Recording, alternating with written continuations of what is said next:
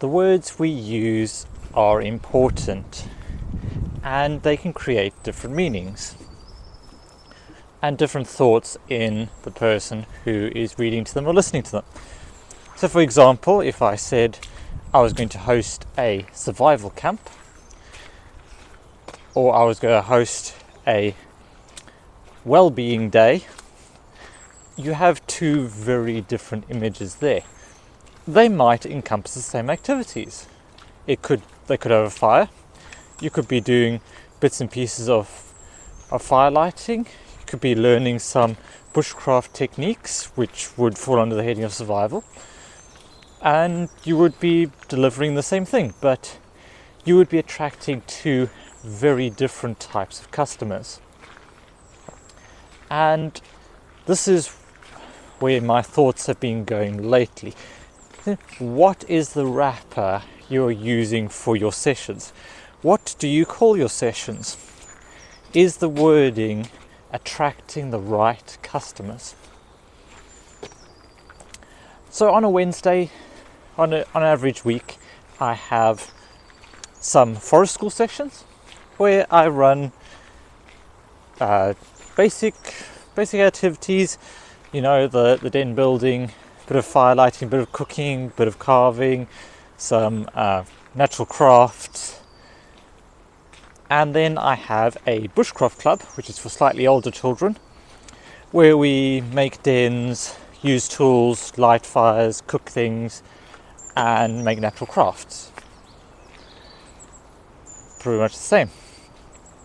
And then I have a third group, which was for over 10s, where we do a lot more core bushcraft stuff, but in essence it's under the same banner. Now my forest school sessions fill up quite nicely. I've always managed to keep these going with a regular group of people.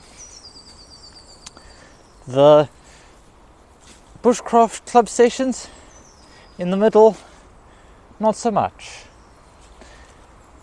But the bushcraft sessions for the older children, absolutely, those have done extremely well. And they've done better than the forest school. And it's all about which terms are your customers searching for. Forest school is now pretty much a layman's term. A lot of people have heard of it. A lot of school children go to forest schools. A lot of parents talk about it.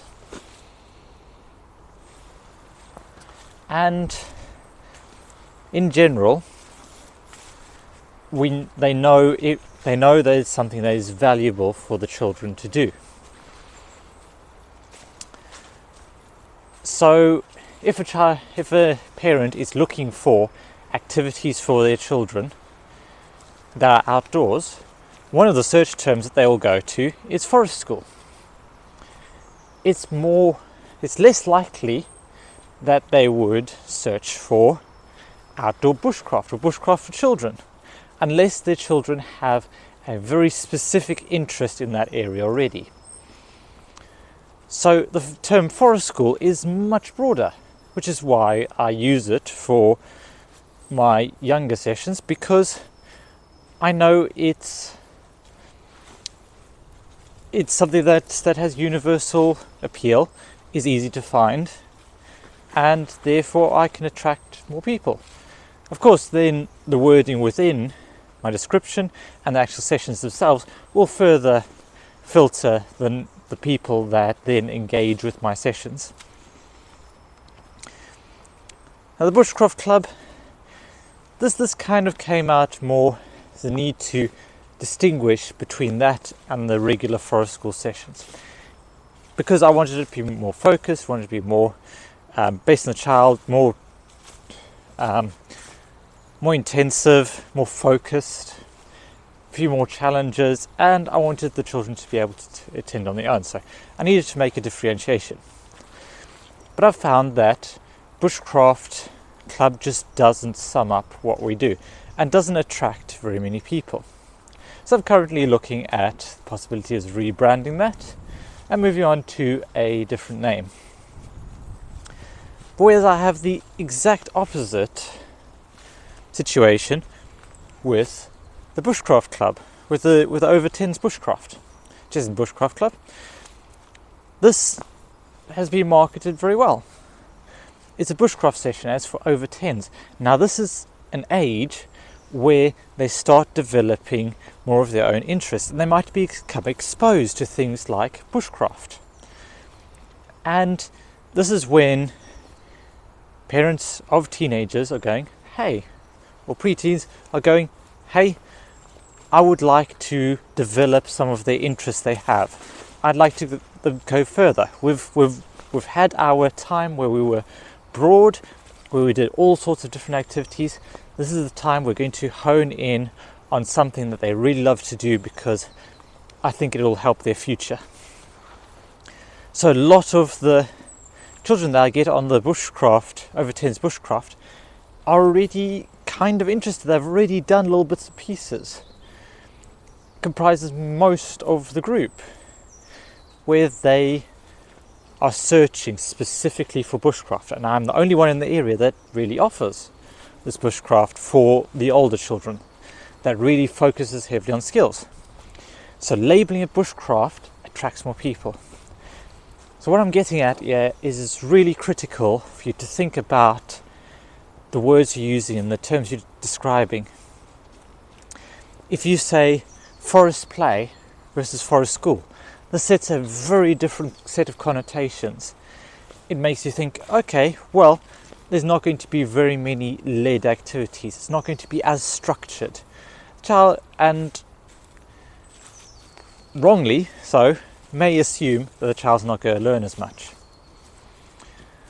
Whereas if we want to kind of set ourselves up as a learning opportunity, which Time Outdoors is, forest play is a learning opportunity, but we've got to work with the language. If we call it a forest school instead of forest play, we are attracting those who want their children to learn. And so we're changing our audience based on the language. We're potentially attracting more people. So you've got to be really aware of the language you use, and this is still an area of development for me. I mean, I'm not a big fan of writing sales copy. It's not something that comes naturally to me. I do feel somewhat fake and just insincere when I'm just trying to show that I believe in what I do and I want to pass that on to other people, but it's hard to transfer that through written words if you're someone like me who doesn't have that creative expressiveness. But it is important. It is, I think, a major area of development for a lot of other people. It's including the right keywords so we can get found. It's including the stuff that people are really looking for. And part of that is going to be talking to your existing customers and finding out what they like about your sessions, why they keep coming back, because that could be why more parents and families would want to join your sessions.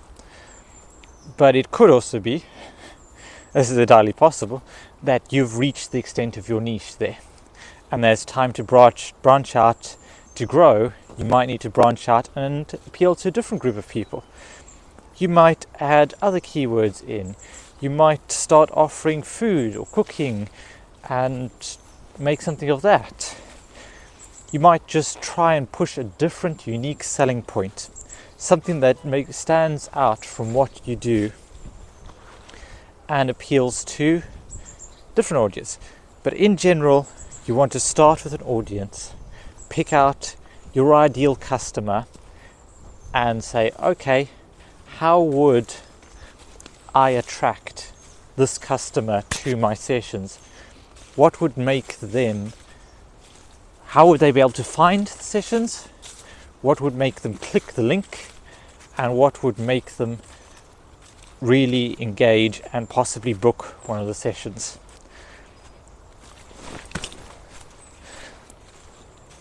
So there we go. I think I will leave it there. That's my thought for the day.